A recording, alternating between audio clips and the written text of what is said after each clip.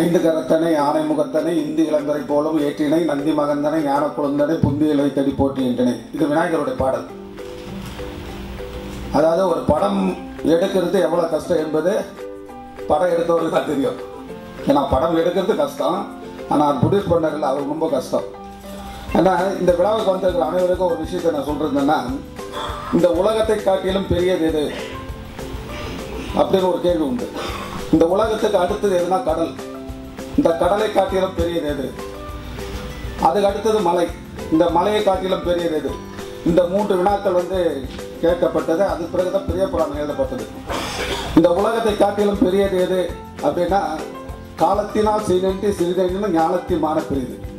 ஒரு காலத்தில் ஒரு செய்த உதவியை கடைசி வரைக்கும் நீ மறக்காம இருந்தால் உலகத்தை காட்டிலும் பெரியது. இரண்டாவது, கடலுடைய பெரியது எதுன்னா, பயன் தூக்கால் செய்த உதவி நைந்தூக்கி நன்மை கடலின் பெரியது. ஒரு பயனை எதிர்பார்த்து ஒரு 50,000 ரூபாய் கொடுத்துட்டு நம்ம அவர்கிட்ட 60,000 வாங்கக்கூடாது. அவர் நல்லா இருக்கணும், வாழ்நாள் ஃபுல்லாக நல்லா இருக்கணும் என்ற எண்ணம் இருந்ததுன்னா அது கடலுடைய பெரியது. அடுத்தது பெரியதுன்னா, நிலையில் அடங்கி தெரியாத தோட்டம் மலையினும் மான பெரியது.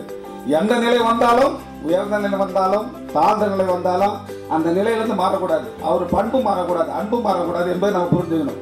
அதுபோல் இந்த படத்தில் எல்லா டெக்னீஷியன்களும், அதுபோல் ஹீரோலேருந்து கதாநாயகிலேருந்து மற்ற நம்ம பசுபதி சார்லேருந்து எல்லாருமே நல்ல ஒத்துழைப்பு பண்ணிக்கிறாங்க.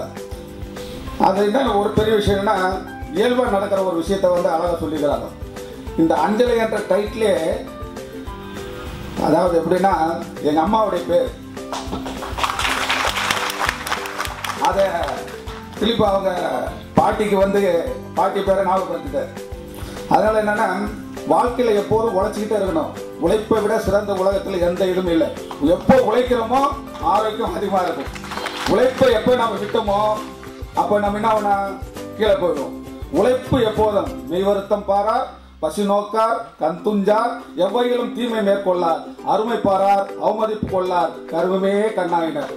இதுதான் வாழ்க்கையினுடைய தத்துவம்.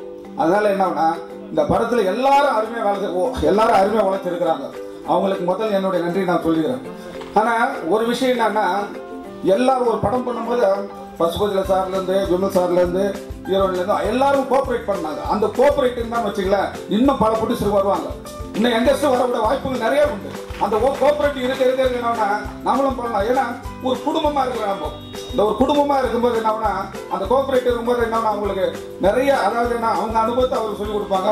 நம்ம எல்லாமே கலந்து பண்ணிக்கிறது தான். அதனால நான் ஒரு படத்தில் நம்ம என்னென்ன நினைக்கிறோமோ அத்தனையுமே அந்த படத்தில் இருக்குது. அதாவது இந்த படம் வெற்றி பெறுறது உங்களுடைய ஆசீர்வாதமும் இறைவனுடைய கருணையும் மிக மிக இருக்கணும். அந்த இறைவனுடைய கருணையை பெற்று இந்த படம் வெற்றி பெற மிக மிக வேண்டுகிறேன், விடைபெறுகிறேன். நன்றி, வணக்கம்.